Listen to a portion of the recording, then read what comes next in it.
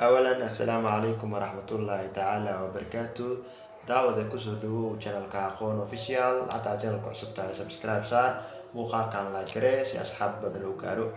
Maanta waxaan qaadan doonaa part 1 maadada Englishka fasalka 8aad imtixaanka 2022 ayaan xalin doonaa hadduu eeba qadaro. Ugu horeyn waa inaad qortaa magacaaga afaran, roll numberka dugsiga iyo xarunta ku galaysid, intaasi waa muhiim. kadib shuruucda imtixaanka iska aqri.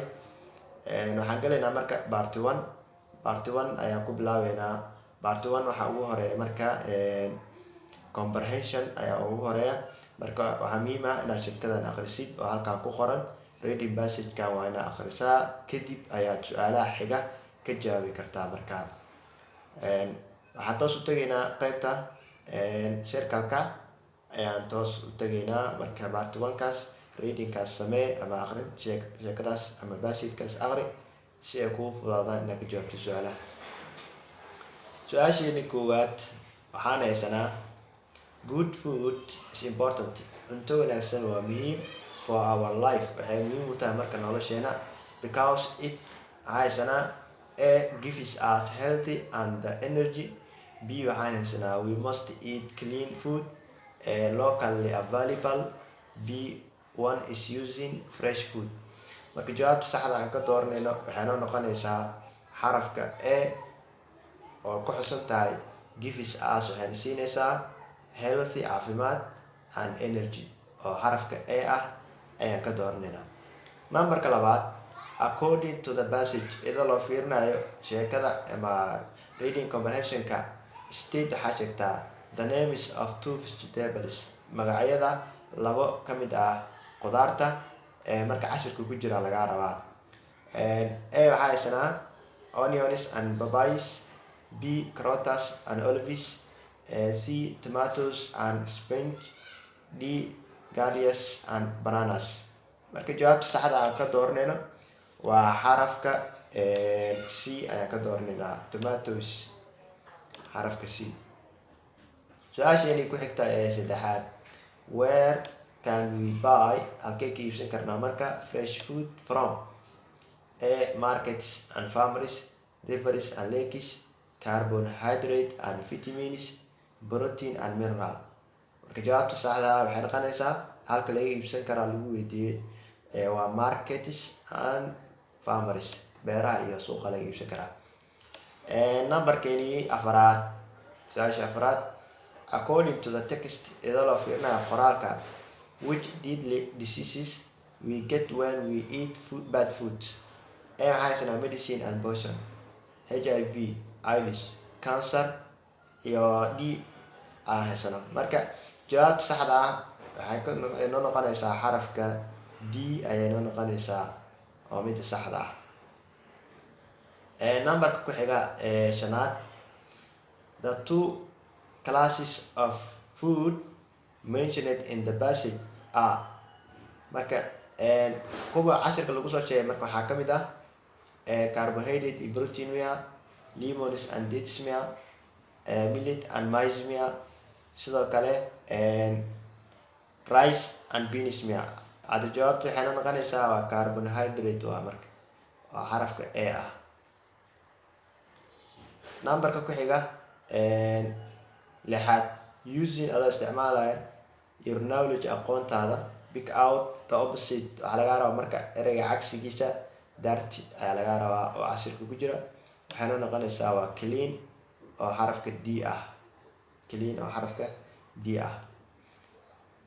waxaa gudbaynaa marka su-aasha toddobaad, numberka toddobaad ee u dambeeya from the passage which is healthier than important food or domestic food. waxaa la weydiiyey marka midka wanaagsan cuntooyinka the expired food, cunto dhacday, the exported food, cunto la soo dhoofiyey, domestic food, cuntada gudaha ah oo wadanka ah, the imported food. marka jawaabta saxda ka dooranayno waa xarafka c domestic waa marka cuntada gudaha ama dalka laga soo saaro ayaa wanaagsan. intaa waxaa u gudbaynaa part 1 oo ah circle-ka 7 xabo ayuu ahaa. waxaa gudbaynaa qeybta kale xigta part 2. part 2 waa margin waaye ama isku aadin. ayay noqonaysaa. Numberka koowaad waxaa haysanaa column A ayaa waxaa ku beegaynaa column B ayaa ku beegaynaa. Marka column A ayaa waxaa ku beegaynaa column B, ama numberka A qaybtan ku qoran ayaa waxaa ku beegaynaa qaybta kale B. Numberka ugu horeeya waxaa haysanaa mechanic ayaa haysanaa. Mechanic marka maxaa ku aadaya deliveries babies mia, a word having the same meaning mia, the condition of atmosphere mia, types of letters mia, treats the sick people, the egg of the frog. Marka baa raadinaynaa qaybta hoose ayaa waxaan ka fiirinaynaa. Marka mechanic wuxuu ku aadi lahaa, mechanic markaa fiirino wuxuu ku beegmi doonaa mechanic markaa fiirino waa a person who repairs cars in the. Marka horaa lagu shaqeeyay, marka wixii saxan iyo wixii khaldan fiirinaynaa. Hadda mechanic waa sax, number 8 ayaa ku aadan, waa sax. Number 8 waa halkaa. Marka mechanic waa qofka dayactira gawaarida. Numberka ku xiga marka aan u laabano qaybta kale, number 8 waa saxan yahay. Waxaa fiirinaynaa qaybta kale marka numberka ku xiga, number 9. Number 9 waxaa ku xiga spawn ayaa ku xiga. Waxaa dhinaasay waa the egg of the frog waa. Kan wuxuu noqonaa 9. Number 9 waa. Waxaa ku xiga alliteration ayaa ku xiga, number 10. Alliteration number 10. Number 10 aan fiirinaasna. Number 10 wuxuu ku aadi doonaa repetition the same sound. Repetition the same sound ayuu noqonayaa. Marka number 10 uu qoran yahay, laakiin waxaa xaqiijinaynaa waa repetition of the same sound waa. Numberka ku xiga haddaan fiirino 11. 11 wuxuu ku aadi doonaa marka aan fiirino 11. waxaan dhehnaa 11 waxaa haysanaa doctor waa, dhakhtar. Treats the sick people waa kaas. waxaan dhehnaa number 11aad waa kana, wuxuu ku aadaa treats, wuxuu daaweeyaa the sick people. Numberka ku xiga 12aad waxaa haysanaa numberka 12 waxaa haysanaa marka Antoine. wuxuu ku aadi doonaa isagana, wuxuu ku beegmi doonaa numberka aan fiirino.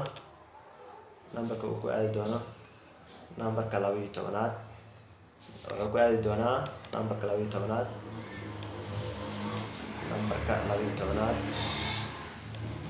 qaybtaan aan dhehnaa a word having 12, a word having the opposite meaning ayaa dhehnaa 12.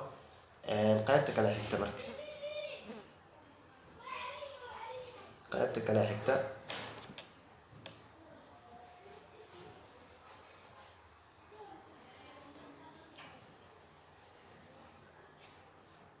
qaybta kale xigta Signum waxaa ku aadi doonaa isagana 13. waxaa dhehnaa 13 isagana wuxuu ku aadi doonaa 13. aan fiirino 13. ereyga 13aad wuxuu ku aadi doonaa isagana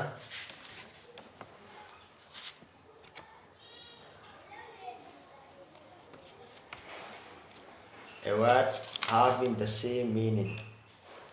A word having the same meaning. 13 aad ku qoran. A word having the same meaning ayaa dhehnaa. Numberka ku xiga 14aad. 14 biography. waxaa dhehnaa a story about a person life ayaa siinaynaa 14. midwife waxaan dhehnaa marka isagana waa numberkii kore oo isaga uu leeyahay. aan fiirino midwife waa kana, waa deliveries baby waa. isagana waxaa ku aadinaynaa deliveries baby. numberka ku xiga marka, numberka ku xiga 16aad secretary xoghaye. waxaa dhahayna asagana secretary waxaan ku aadinaynaa asagana waa numberka 16. The main parts of the letter, the main part of the letter, the main part of the letter numberka waxaa siinaynaa 16. numberka ku xiga ee 17 weather, weatherna waxaa dhahaynaa weather qaybta kala kor aan ka fiirino. weatherna waxaan ku aadinaynaa asagana weather waxaa dhahaynaa condition dhahaynaa. numberka aan joogno meeqo ahaa 17 condition ayaa dhahaynaa weather numberka 17 the condition of atmosphere waa. numberka waxaan fiirinaynaa marka 18aad 18 waxaa haysanaa king 18 waxaan dhahaynaa marka asagana aan ku aadinaynaa numberka 18aad numberka u dambeeya ku aadinaynaa waa 18 waa one's family or ama waxaan dhihi karnaa relative 18. numberka ku xiga ee 19aad feast waxaan dhahaynaa waa blind waa blind qofka indhoolaha oo kale waxaan ku aadinaynaa a person who cannot see anything qofa wax arkeynin waa kaasaan ku aadinaynaa asagana. numberka ku xiga ee 20aad 20 waxaan dhahaynaa feast waxaan ku aadinaynaa numberkan banquist ayaan ku aadinaynaa 20. numberka ku xiga 21 refuse waxaa dhahaynaa reject waa reject. 22 badi waxaa dhahaynaa badi oo 22 ah badi oo 22 waxaa ku aadinaynaa asagana ama ku beegaynaa numberka ku xiga badi oo 22 ah qaybta kore aan ka raadinaynaa asaga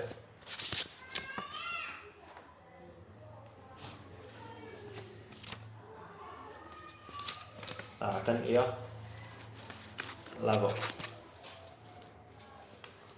22 qaybta kale ka baaraynaa 22 waxay ku aadi doontaa marka ereyga la yiraahdo waxaan haysanaa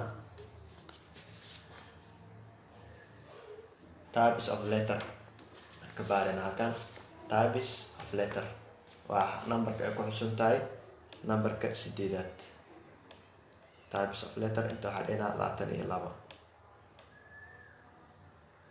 afwan types of letter waxaa kana types of letter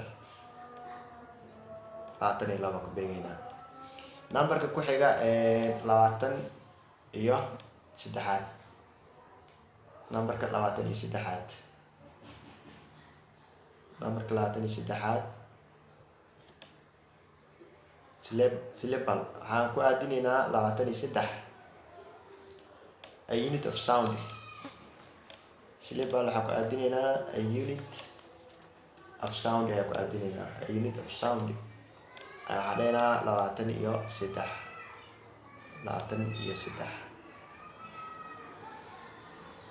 23 qaabkaas marka ayay isugu beegmayaan. part 1 waa qaabka marka hal mar haddaa soo dul maro sida isugu aadi lahaayeen waxaan kasoo bilaabeynaa marka qaybta kore kasoo bilaabeynaa qaybta kore hal mar aan wada qoraynaa gees aan ku qoraynaa qaabka isugu aadi lahaayeen ay hal mar qoraynaa waxaan dhahaynaa halkaan aan ku qoraa kan u koreeyo waa 15 kan ku xigo waa 13 kan ku xigo waa 17 kan ku xigo waa 22 kan ku sii xiga waa 11 kan ku sii xiga waa 9 kan ku sii xiga marka waxaa ku sii xigo numberka 12 11 19 12 8 toban iyo afar, toban iyo afar, toban, toban, labaatan iyo saddex,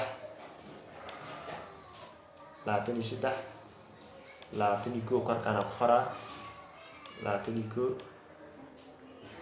labaatan iyo kow, toban iyo lix, toban iyo lix, toban iyo sagaal, toban iyo sagaal, labaatan, labaatan, toban iyo sideed. qaabkaas ayay isugu aadayaan oo numberska ah. Hadaad muuqaalkan uu kusoo gaaray like garee si asxaabo badan